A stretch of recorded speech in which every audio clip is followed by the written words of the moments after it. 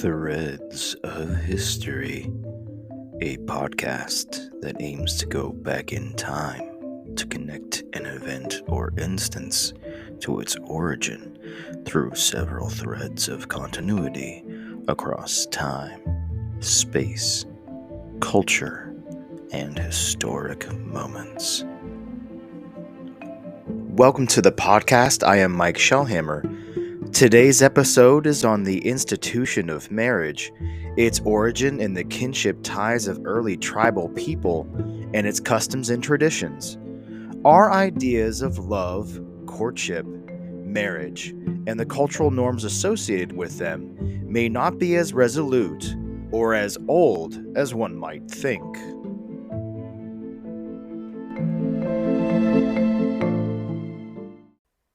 Marriage. Marriage is what brings us together today. That dream within a dream. I could not resist doing a famous part of one of the best comedy parodies of all time, Spaceballs. The institution of marriage is such a production. It requires involvement from the parents, an engagement period, planning, tastings, guest lists, song selections, and always at least a little bit of family drama. But the reason for such an institution has its origins in mate selection and creating an environment safe for procreation. It does not need much in planning or tastings or song selections. It does not need a guest list, especially the procreation parts. Most ancient societies needed a secure environment for the perpetuation of the species. This merger or union acted as a system of rules to handle the granting of property rights, the protection of bloodlines, and an alliance between families. It settled questions about family rights and responsibility for parents and children. Marriage had little to do with love or religion. Most couples didn't marry because they were in love, but for economic partnerships. The people involved didn't have much to say about the decision either. Many marriages in the ancient world were born out of family actions and desires to connect with advantageous partners. The best available evidence suggests that the institution of marriage is about 4,400 years old. However, most anthropologists believe that for thousands of years before this evidence, families consisted of loosely organized groups of as many as 30 people, with several male leaders and multiple women shared by them along with their children. This would be the basis for the creation of distinct tribes, ethnicities, and cultures. After the Neolithic Revolution and the development of agriculture, hunter-gatherers settled down into agrarian civilizations. The new social dynamic within a settled society created a need for a more stable arrangement. After all, now that there are more organizations and more property held privately and more inequality that needs to be passed to legitimate children. The first recorded evidence of marriage ceremonies uniting one woman and one man dates from about 2350 BC in Mesopotamia, modern-day Iraq. For some context in time, and I do this a lot with my students, try to give you something else that you might have heard of that was happening around the same time. Around this same time, 2350 BC, is about a century after the third pyramid of Giza was finished in Egypt. We know that the pharaohs had wives, but their ideas of marriage ceremony or in any exclusive partnership to join just one man and just one woman into marriage was likely pretty different from the ideas in Mesopotamia. Egypt, like other cultures developing around that time, would have different customs and ideas about marriage, just like those in Mesopotamia. Over the next several hundred years, marriage evolved into a widespread institution embraced by various ancient civilizations, but they all share the original needs that are met by marriage. Those needs being an economic alliance between families, expanding the family labor force, a legal binding of a woman to a man, and the relative certainty that the children of the marriage couple were indeed fathered by the man in the union. Many cultures have legends concerning the origins of marriage. The way in which a marriage is conducted and its rules and ramifications have changed over time, as has the institution itself, depending on the civilization or the time period. Ancient ideas about marriage and its related ceremonies are vastly different from the modern ones. As I mentioned before, wedding ceremonies have evidence of beginning in Mesopotamia. However, that is not all that the civilizations of the Fertile Crescent have to say about marriage. In fact, the giving of a dowry and the divorce can be traced back to civilizations in Mesopotamia as well. A Mesopotamian civilization like the Hebrews have some well-known traditions. So, according to ancient Hebrew tradition, a wife was seen as being property of high value and was therefore usually carefully looked after. Early nomadic communities in the Middle East practiced a form of marriage known as the binya, in which a wife would own a tent of her own where she retains complete independence from her husband. This principle appears in early Israelite society because we have some passages from the Bible that appear to portray wives as owning a tent as a personal possession. In particular, look at talk of Jacob's wives' tents in chapter 31 in the book of Genesis.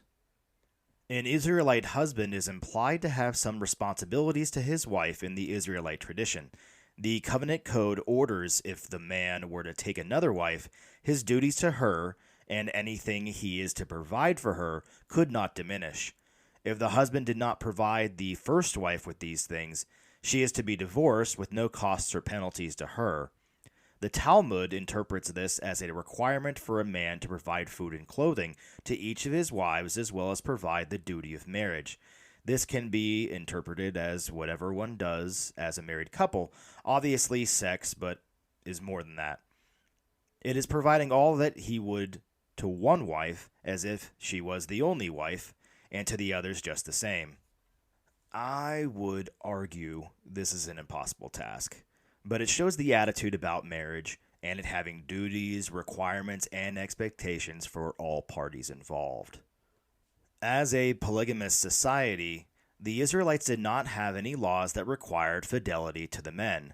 However, the prophet Malachi states that none should be faithless to the wife of his youth, and that God hates divorce. They had laws against adultery that were punished by death. In particular, where the identity of the father to a woman's unborn child was called into question, these women faced a particularly odd test. Found in the book of Numbers, it is called the ordeal of bitter water. It was a form of trial by ordeal, but one that took a miracle to convict. So, at least that's some comfort. As evidenced by the many prophetic books in the Bible, adultery was a frequent occurrence, despite the establishment's strong protests against it. Clearly, some took the duties and requirements of marriage less seriously. And perhaps this less seriousness is evidence for the fact that love and any, personal sort of choice in the matter wasn't accounted for in these ancient civilizations. It was mostly the family that was connecting to another family to have an advantageous sort of economic relationship. It wasn't really about love at this point in history, as we've mentioned. In ancient Greece, no specific civil ceremony was required for the creation of a heterosexual marriage, only mutual agreement and the fact that the couple must regard each other as husband and wife accordingly. Men usually married when they were in their 30s and women were in their teens, which would be common across much of the ancient world. It has been suggested that these ages made sense for the Greeks because men were generally done with military service or otherwise financially established by age 30, and marrying a teenage girl ensured ample time for her to bear children, as life expectancies were significantly lower this time period in history. In the betrothal ceremony of ancient Greece, a father would hand over his daughter with these words, quote, "I pledge my daughter for the purpose of producing legitimate offspring," unquote. In many early civilizations, men could dissolve a marriage or take another wife if a woman was infertile. Again, we see one of the primary reasons for marriage to exist in the ancient world. not because of courtly love or dedication, but for the creation of legitimate offspring for a man to pass on his property. Inheritance was more important than feelings. A woman whose father died without any male heirs could be forced to marry her nearest male relative in order to keep the property in the family, even if she had to divorce her husband first. Married Greek women had few rights in ancient Greek society and were expected to take care of the house and children. Time was an important factor in Greek marriage. For example, there were superstitions that being married during a full moon was good luck, and Greeks married in the winter. If wives failed to produce offspring, their husbands could give them back and marry someone else. The man in an ancient Greek marriage was free to satisfy his sexual urges with concubines, prostitutes, and teenage male lovers. Those actions had no bearing on the marriage and the duties required of the man. Remember, these were marriages of opportunity, property inheritance, and economic connections. When we look at the sources for ancient Roman society, apparently there were several types of marriage. The traditional or conventional form was called conventio in manum, required a ceremony with witnesses, and was also dissolved with the ceremony. In this type of marriage, a woman lost her family rights of inheritance of her old family and gained them with her new one. As with other marriages in this time period, the woman was subject to the authority of her husband. Another type of marriage in Rome was the free marriage known as sine manu. In this marriage arrangement, the wife remained a member of her original family. She stayed under the authority of her father, kept her family rights of inheritance with her old family, and did not gain any new ones with the new family. The minimum age for girls to enter into marriage was 12, around the time when girls first became able to bear children. The Greeks and Romans are not the only stories from the ancient world where we know something about marriage practices. Among ancient Germanic tribes, the bride and groom were roughly the same age and generally older than their Roman counterparts, at least according to Tacitus. Quote, "The youths partake late of the pleasures of love and hence pass the age of puberty unexhausted. Nor are the virgins hurried into marriage. The same maturity, the same full growth is required. The sexes unite equally matched and robust, and the children inherit the vigor of their parents." Unquote. Where Aristotle, that's in ancient Greek for those of you keeping track at home, had set the prime of life at 37 years for men and 18 for women, the Visigothic code of law, and the Visigoths were a Germanic tribe, in the 7th century, placed the prime of life at 20 years old for both men and women, after which both presumably would find a marriage partner. Tacitus states that ancient Germanic brides were on average about 20 and were roughly the same age as their husbands, as we just heard.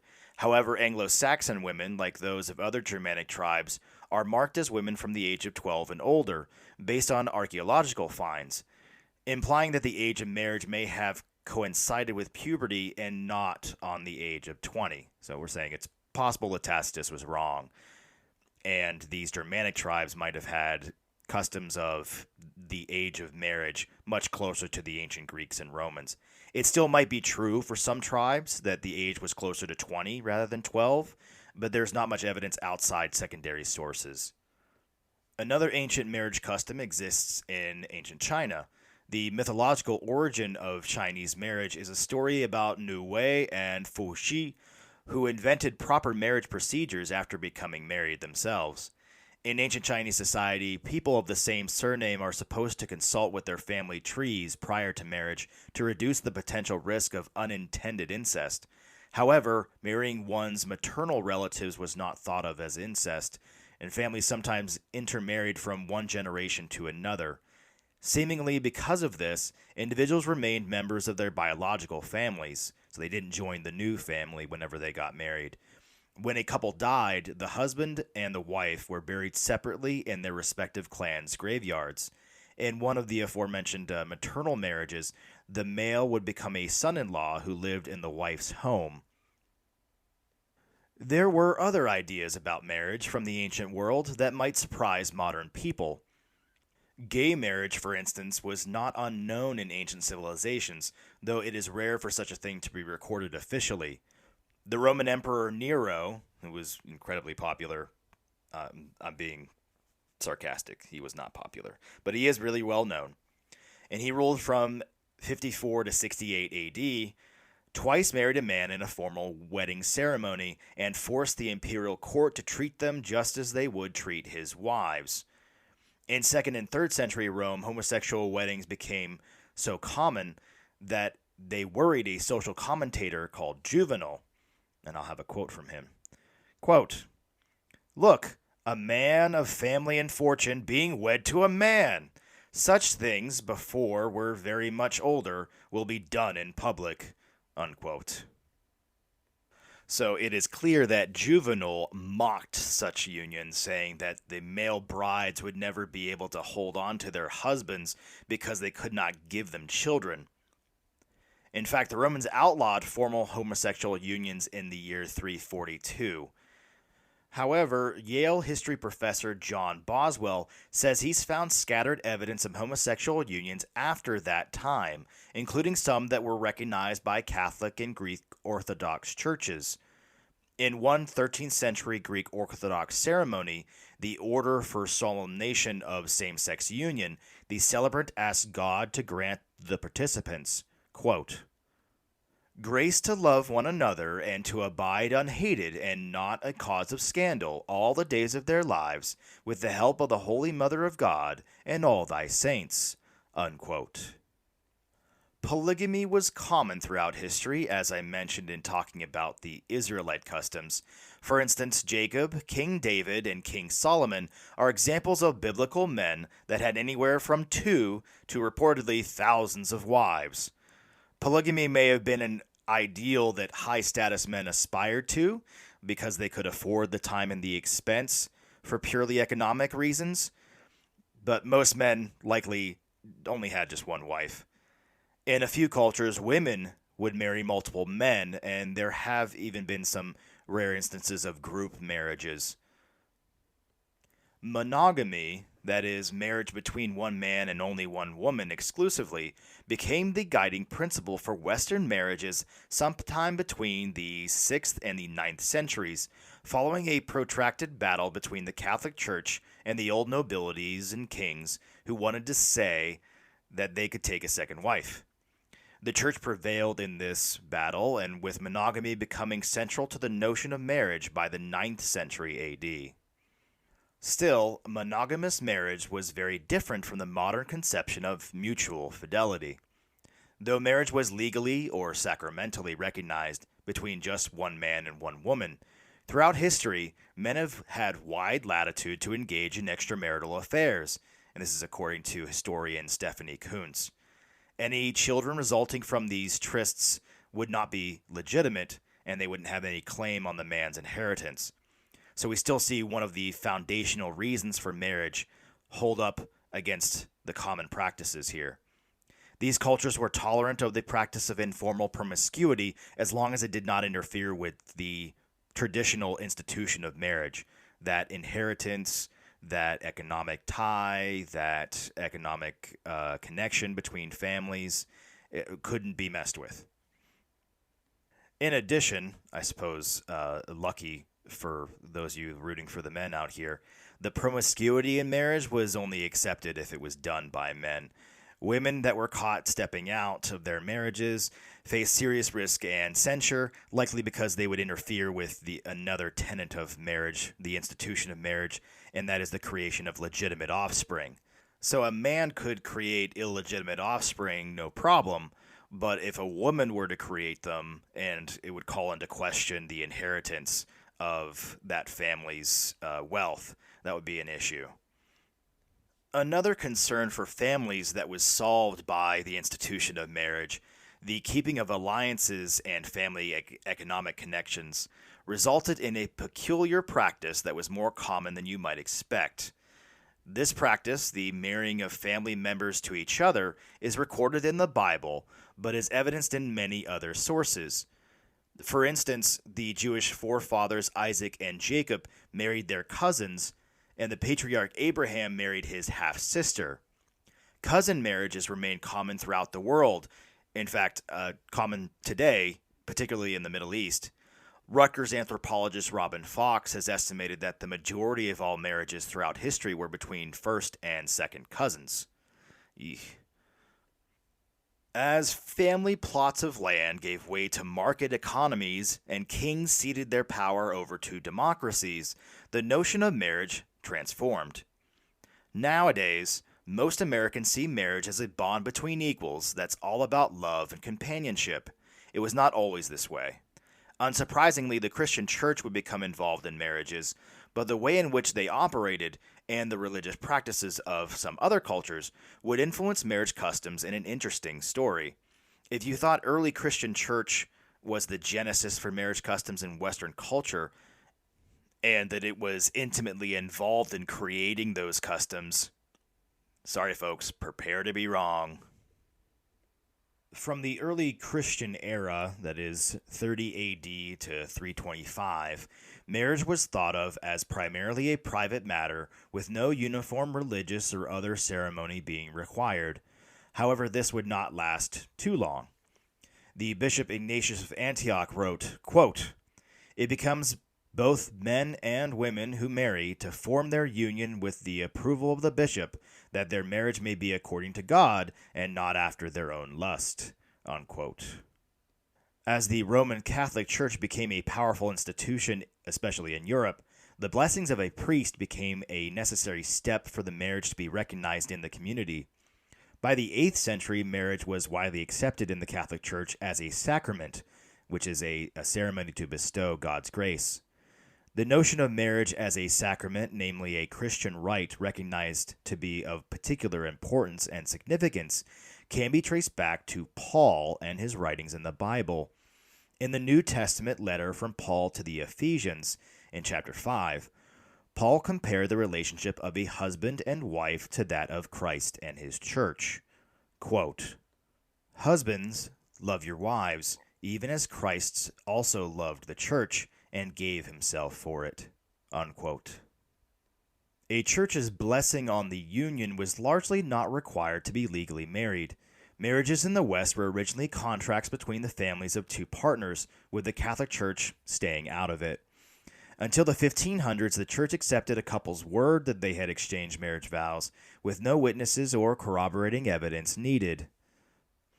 It was, however, still a sacrament, and they still encouraged it. It just wasn't necessary until the 1500s. It is interesting to note that with the church's blessings, that the lives of the wives of these marriages improved. Men were taught to show greater respect for their wives and forbidden from divorcing them. Christian doctrine declared that the two will become one flesh, giving husband and wife exclusive access to each other's bodies. This put new pressure on men to remain sexually faithful, but the church still held that men were the head of families, with their wives deferring to their wishes. An example here, in 12th century Europe, women took the surname of their husbands to show that they were of one flesh. You might think that the church was also an institution which upheld the original needs for marriage that I've outlined before: economic and family ties, inheritance, and the creation of legitimate offspring. However, the early Christian church was a trailblazer in arguing that marriage was not contingent on producing offspring, and this is according to historian Stephanie Kuntz. Quote, "The early Christian church held the position that if you can procreate, you must not refuse to procreate. But they always took the position that they would annul a marriage if a man could not have sex with his wife, but not if they could not conceive." Unquote. Willing participants were also necessary in any church-sanctioned marriage ceremony. Pope Nicholas I declared in 866 that if consent was lacking in the marriage, then all other parts of the union would be rendered void. This shows the importance of a couple's consent to marriage. It has remained an important part of both church teachings and marriage laws throughout history. Consent was not limited to just the couple entering into the marriage. Starting in the second half of the 16th century, parental consent, along with the church's consent, was required for marriage. This, I imagine, was a legacy of the economic and familial ties that were still one of the underpinnings of marriage.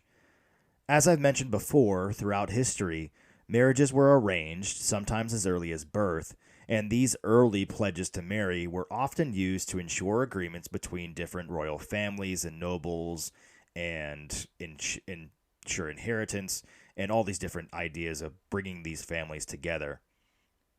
The Catholic Church actually resisted these imposed unions and increased the number of causes for nullification of these marriages.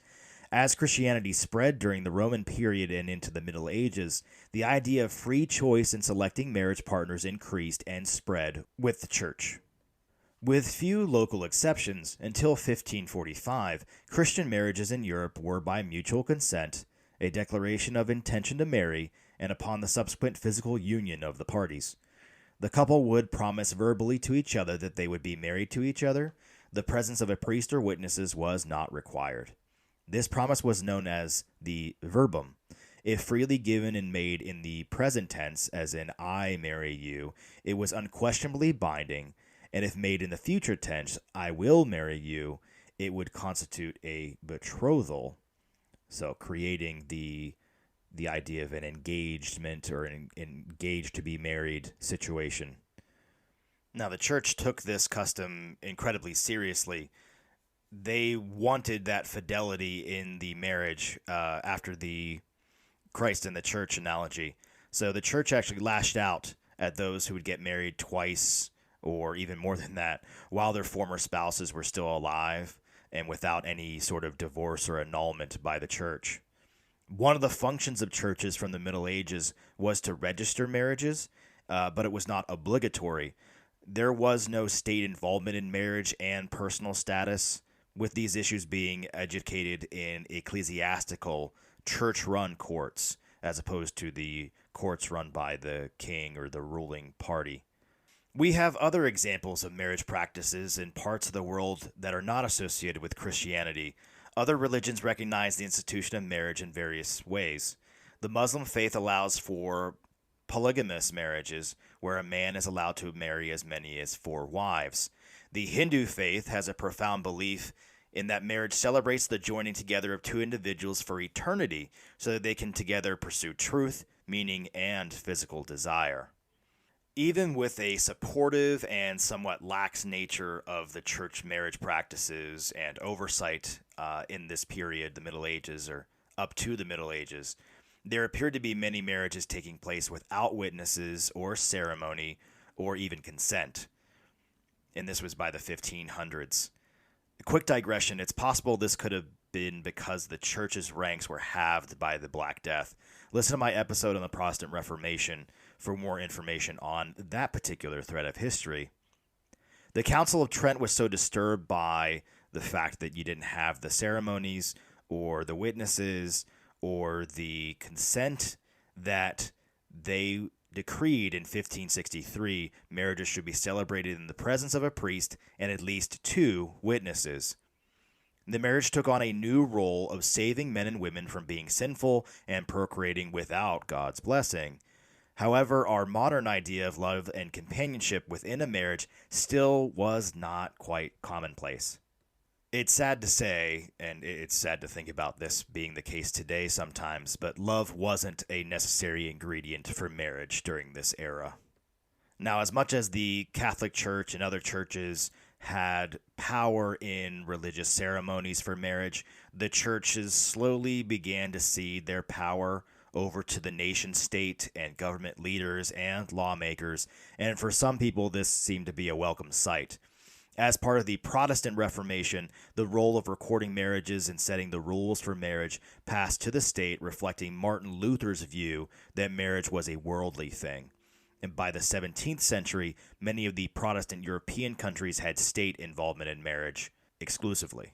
In the last several hundred years, the state has played a greater role in marriage.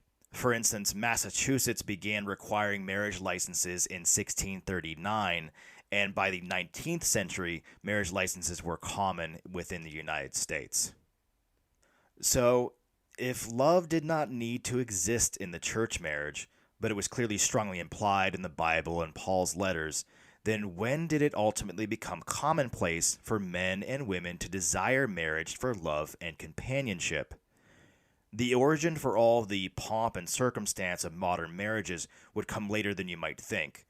For much of human history, couples were brought together for practical reasons that I've mentioned, not because they fell in love. In time, of course, many marriage partners came to feel deep mutual love and devotion to one another, regardless of how they started. But the idea of romantic love as a motivating force for marriage only goes as far back as the Middle Ages. Joseph Campbell, in The Power of Myth, mentions that the 12th century troubadours were the first ones who thought of courtly love in the same way we do now. The whole notion of romance as a concept would not exist until medieval times and those troubadours. And if you don't know what those are the traveling storyteller slash musicians of the Middle Ages. Other scholars believe the concept was actually invented by the French during this time period. Its model was the knight who fell intense love for someone else's wife, as in the case of Sir Lancelot and King Arthur's wife, Queen Guinevere. 12th century advice literature told men to woo the object of their desire by praising her eyes, hair, and lips. In the 13th century, Richard de Fournenval, physician to the King of France, wrote his Advice on Love, in which he suggested that a woman cast her love flirtatious glances, act coy, and do anything but be frank and open in conversation. So, how did love change marriage? Marilyn Yalom, a Stanford historian and author of A History of the Wife, credits the concept of romantic love with giving women greater leverage in what had been a largely pragmatic transaction. Wives no longer existed solely to serve men. The romantic prince, in fact, sought to serve the woman he loved, very chivalric of him. Still, the notion that the husband owed the wife continued to hold sway for centuries. When colonists first came to America, at a time when polygamy was still accepted, the husband's dominance was officially recognized under a legal doctrine called coverture, under which the new bride's identity was absorbed into the husband's. However, accounts say that the Puritans viewed marriage as a very blessed relationship that gave marital partners an opportunity to love and forgive one another as they lived in accordance with their Christian teachings. Because they believed in coverture, a Puritan bride gave up her name to symbolize the surrendering of her identity, and the husband suddenly became more important as the official public representative of the two of them, not just himself. These rules were so strict, widespread, and long-standing in American law that any American woman who married a foreigner immediately lost her citizenship. How crazy is that? Thank God this practice changed in the United States when women won the right to vote. When this happened in 1920, the institution of marriage began a dramatic transformation. Suddenly, each union consisted of two full citizens, although church traditions dictated that the husband still ruled the home. By the late 1960s, state laws forbidding interracial marriage had been thrown out, and the last states had dropped laws against the use of birth control. So by the 1970s, the law finally recognized the concept of marital rape, which up to that point was inconceivable, as the husband was considered to have ownership over his wife's body. Again, we look to historian Stephanie Coontz. Quote, "The idea that marriage is a private relationship for the fulfillment of two individuals is really very new. Within the past 40 years, marriage has changed more than in the last 5,000. Unquote. However, still marriage wasn't about equality until about 50 years ago. At that time, women and men had unique rights and responsibilities within their marriages. For instance, women often could not open credit cards in their own names. Women were entitled to support from their husbands but didn't have the right to decide on the distribution of community property. If a wife was injured or killed, a man could sue the responsible party for depriving him of services around the home, whereas women didn't have that same option. Historian Stephanie Kuhn says that by about 250 years ago, the notion of love matches gained traction, meaning that marriage was based on love and possibly even sexual desire. Mutual attraction in marriage wasn't important until about a century ago, however. In fact, in Victorian England, many held that women didn't have strong sexual urges at all. That'd be horrible. Marriage ages also have been changing since the medieval era, reflecting the greater status and agency of women. The average age of marriage for most northwestern Europe from 1500 to 1800 was around 25 years of age, as the church dictated that both parties had to be at least 21 to marry without the consent of their parents. The bride and groom were roughly the same age, with most brides in their early 20s and most grooms 2 or 3 years older, and a substantial number of women married for the first time in their 30s and 40s, particularly in urban areas, with the average age at first marriage rising and falling as the circumstances dictated. In better times, more people could afford to marry earlier, and thus fertility rose, and conversely, marriages were delayed or foregone when times were bad, thus restricting family size. This was evidenced after the Black Death, where you had a greater availability of profitable jobs, which allowed more people to marry young and have more children, but the stabilization of the population in the following centuries meant that they had fewer job opportunities and more people were delaying their marriages. Since the late 20th century, major social changes in Western countries have led to changes in the demographics of marriage, with the age of first marriage increasing, fewer people marrying, and more couples choosing to cohabit rather than marry. For example, the number of marriages in Europe decreased by 30% from 1975 to 2005.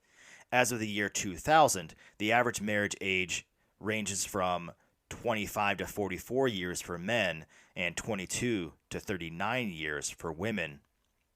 Changes in straight marriage paved the way for gay marriage. Once marriage was not legally based on complementary gender-based roles, gay marriage seemed like the logical next step. Kuntz says, quote, "One of the reasons for the stunningly rapid increase in acceptance of same-sex marriage is because heterosexuals have completely changed their notion of what marriage is between a man and a woman. We now believe it is based on love, mutual sexual attraction, equality, and a flexible division of labor." Unquote. By about 50 years ago, the notion that men and women had identical obligations within marriage began to take root. Instead of being about unique gender-based roles based on family and economic ties, most partners conceived of their unions in terms of flexible divisions of labor, companionship, and mutual sexual attraction. Around the world, family-arranged alliances have gradually given way to love matches, and a transition from an agricultural to a market economy plays a big role in that transition. Parents historically controlled access to inheritance of agricultural land, but with the spread of the market economy, it's less important for people to have permission of their parents to wait to give them an inheritance or to work on their parents' land. Modern markets also allow women to play a greater economic role, which led to their greater independence.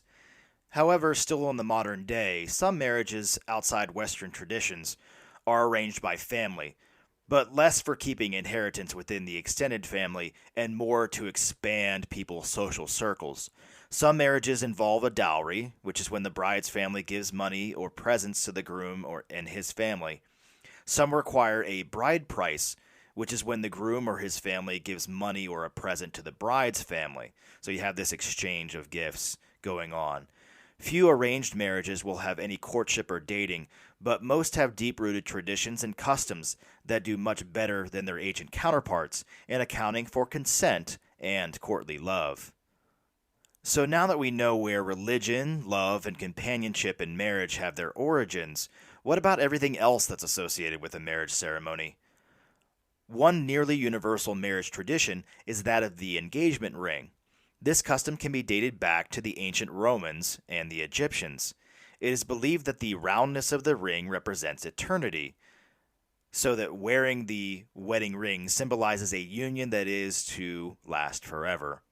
In fact, it was once thought that a vein or nerve ran directly from the ring finger of the left hand to the heart, and that's why many people wear a ring on their ring finger on their left hand in order to show that they have a marriage match. Another widespread Western marriage tradition is the bride wearing a white dress. This was popularized by the wedding of Queen Victoria to Prince Albert in 1840. Victoria had chosen to wear white, mostly because it was the perfect color to highlight the delicate lace of her gown. White for a bride has nothing to do with purity, at least not originally. Victoria, who was understanding that she was to be the star of this particular show, asked that no one else wear white to the wedding, aside from her bridesmaids, which might be the origin of this particular tradition, that the bride always wears white. Until that point in history, most women wore bright, colorful dresses on their wedding day that could be recycled for other occasions. When women did start wearing white bridal gowns, the color was seen as an indicator of wealth. So it was denoting that the bride's family could afford to have the dress cleaned, or that they could afford to have one dress for just one occasion. Another common tradition in Western weddings is the wedding veil. This was also popularized in modern weddings by Queen Victoria, but it has an origin in ancient Rome. The veiling of the bride has origins in the idea that she's vulnerable to some sort of enchantment or magic, so she must be hidden from the evil spirits. The Romans veiled their brides in flame-colored veils to actually scare off these spirits. Perhaps the most evil of the spirits in an arranged marriage is the threat that the groom, who is perhaps seeing the bride for the first time, won't like what he sees. So the veil saves everyone some embarrassment in the short term. Also, in many religions, the veil is a sign of humility and respect before God during a religious ceremony. So the veil has sort of carried on throughout history. If it was originally for the Romans to ward off evil spirits, it became something else whenever religion, especially Christian religion, came into the forefront. Wedding flowers are another custom that has some history to it. Evidence is that medieval women who survived the Black Death may have bundled up garlic and dill to ward off the sickness, and then carried these in the ceremony as a charm to keep sickness away from their marriage. Presumably, the addition of more sweet and colorful flora would happen over the course of time. Not sure how many women would like to bundle up garlic and dill and go down the aisle. One more custom in Western weddings is the odd and scandalous throwing of the garter belt.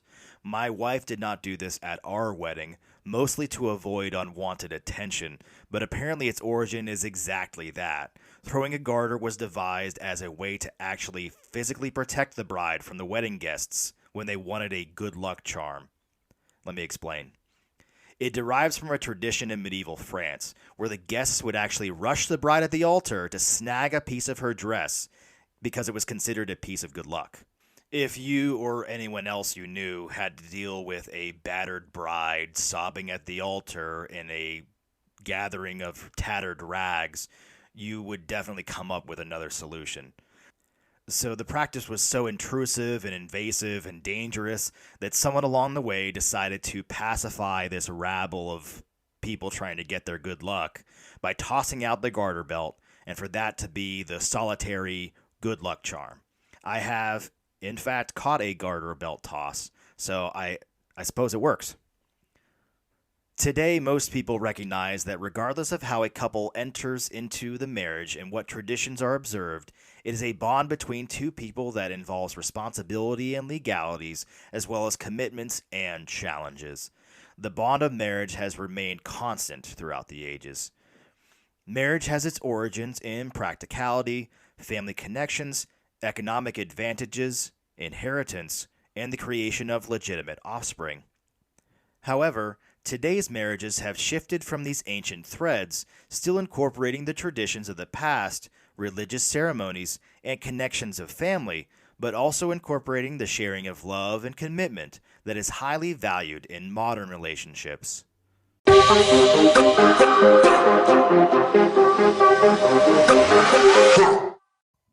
Thank you for listening to this episode on the origin of marriage. This has been Threads of History. I am Mike Shellhammer. Thank you for listening. You can email your comments and suggestions to threads.historypodcast@gmail.com. Listen to more Threads of History on Anchor, Google Podcasts, Apple Podcasts, and Spotify.